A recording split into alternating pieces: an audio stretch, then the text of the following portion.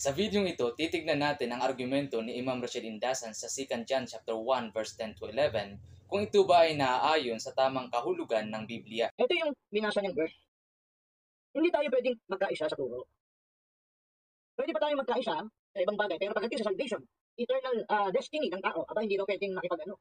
Ang masaklap, lalabas, ito, niliteral niya sinabi rito, kung sa inyo'y dumating ang sinuman, at hindi dala ang aral na ito. Anong aral daw na ito? Faith alone, Christ alone,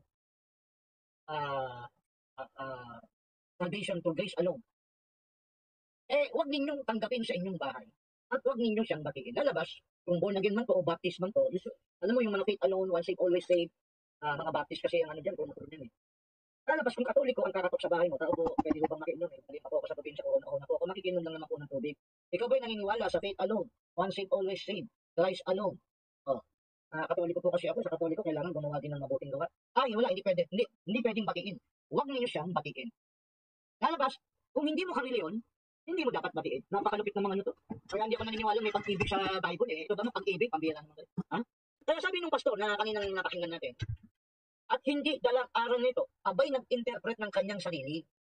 Meron siyang idinagdag sa talata. Ganyan naman talaga mga pastorotote.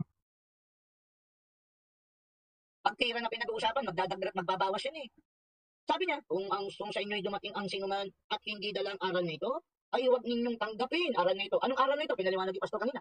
Faith alone, Christ alone, one saved, always saved, saved by the grace alone. Biyaya lang, walang gawa, hindi kailangan. Yun ang topic natin. Saan po nakalagay sa talatang yun? Faith alone, grace saved, salvation through grace alone, Christ alone. Yung ganun wala naman nakalagay na ganun Wala nakalagay na ganun, dinagdag ng pastor sino gagamit ng talatang ito? Kung gagamitin ito sa amin, hindi lang para sa amin yan, sapagkat depende kung sino ang may dala ng aklat na yan. Depende kung sino mag-a-apply niyan. Kung isang katulad ng pastor kanina ang kakatok sa kanya, kay Jehovah's Witness, kay ibang klaseng born again, kay ibang klaseng Baptist, na napakaraming klaseng Baptist, kay Iglesia ni Cristo, dating daan, hindi na babatiin. Okay? Huwag ninyong tanggapin sa inyong bahay at batiin. Kontakin mo, yan ba pag-ibig? Kung ganyan ang pag-ibig nyo, isaksak nyo sa baga nyo. Real talk tayo Kayo po, krituhan yan At saan kultura? Tao, humingi ng tubig, hindi mo binigyan. Tao, umiilang uha, pwede mo bang makinom? Matanda, umuulan ng malakas. Alam mo, di ba? Umuulan ng malakas. May matanda. Naglalakad lang. Gusgusin. Pwede mo bang makisilong lang po sandali? Araw, hanggang patila lang po ng ulan. Pasensya na po kayo, hirap na po akong maglakad. Iapilag ko itong talatang ito. Kayo po ba naniniwala sa grace alone? Faith alone? Christ alone? Tanong na matanda. Ano po yun? Umalis ka, Tim. Kung wala kayong alam sa Biblia, lalo kung ikaw ay Kristiyanong hindi nag-aaral ng Biblia, madadaya kayo sa pagkaunawa ni Imam Rashid sa mga talatang kanyang ginamit, sapagkat maling-mali ho ang kanyang pagkaunawa sa talata. Hindi ho ang pastor na kanyang napakinggan ang umunawa ng literal, kundi si Imam Rashid mismo ang umunawa ng literal. Ano nga ulit ang aral na napakinggan ni Imam Rashid mula sa pastor? Kung sa inyo'y dumating ang sinuman, at hindi dala ang aral na ito. Anong aral daw na ito? Faith alone, Christ alone, salvation through grace alone. Huwag ninyong tanggapin sa inyong bahay at huwag ninyong siyang batiin. Hindi po yun literal, kundi doktrina. Ano naman ang halimbawa ni Imam Rashid? Lalabas, kung katoliko ang kakatok sa bahay mo, tao po, pwede mo bang makinom Mali pa po ako sa probinsya, una po ako makikinom lang naman po ng tubig. Ikaw ba'y naniniwala sa faith alone, once saved, always saved, Christ alone? Katoliko po kasi ako, sa katoliko kailangan gumawa din ng mabuting gawa. Wala, hindi pwede. Hindi pwedeng batiin. Huwag ninyo siyang batiin. Lalabas, kung hindi mo kareliyon, hindi mo dapat batiin. Napakalupit ng mga ano to. Yun ang literal, hindi ang pastor na kanyang napakinggan. Kasi pagdating sa doktrina ng iba, marami tayong hindi tatanggapin.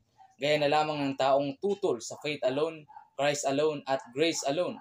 At gaya ng mga taong nangangaral na si Kristo ay hindi Diyos na nagkatawang tao. Ayaw niyang tignan ang konteksto ng talata, kaya kung ano-ano na lang ang nabubuong argumento, masasabi lang na siya ay nangangaral ng totoo upang makadaya ng mga walang alam na tao. Kung nakita niyo po ang kanyang pagkaunawa sa mga talata, ang kanyang pakahulugan ay patungkol sa panlilimos.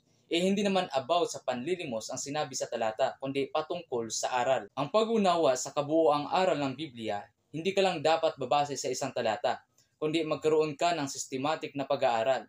Kaya humali-mali ang pagkaunawa ni Imam Rashid kasi wala naman siyang systematic na pag-aaral sa Biblia. Buti na lang tayo dito sa Answering Falsehoods, inaaral natin ang Biblia chapter by chapter, verse by verse para makuha natin ang tamang unawa ayon sa konteksto nito. Basahin natin ulit ang verse 10 sa wikang Tagalog. Kung sa inyo dumating ang sinuman at hindi dala ang aral na ito, ay huwag ninyong tanggapin sa inyong bahay at huwag ninyo siyang batiin. Nakita niyo po ba? Hindi po about panlilimos ang tinutukoy sa talatang ito, kundi patungkol sa aral. Pero ang unawa ni Imam Rashid, ayon sa kanyang literal na halimbawa, kapag meron daw katoliko pumunta sa bahay ninyo at nanghingi ng pagkain or maiinom, huwag tatanggapin at huwag babatiin. Hindi po ganyan ang ibig sabihin ni Apostol Juan. Basahin natin ulit ang talatang 10. Kung sa inyo'y dumating ang sinuman at hindi dala ang aral na ito, ay huwag ninyong tanggapin sa inyong bahay at huwag ninyo siyang batiin. Ang tanong, anong aral ang tinutukoy dito? Basahin natin sa verse 7 para malaman natin kung anong aral ito. Sapagkat maraming mangdaraya na nangagsilitaw sa sanglibutan, sa makatuwid ay ang mga hindi nangagpapahayag na si Hesukristo ay naparitong sa laman, ito ang mandaraya at antikristo. Ayon kay Apostol Juan, ang sinumang mangangaral na si Kristo ay hindi naparito sa laman ay mga bulaan at antikristo. Ano naman ang ibig sabihin ni Apostol Juan dito sa verse 7? Basahin natin sa John chapter 1 verse 1 and 14.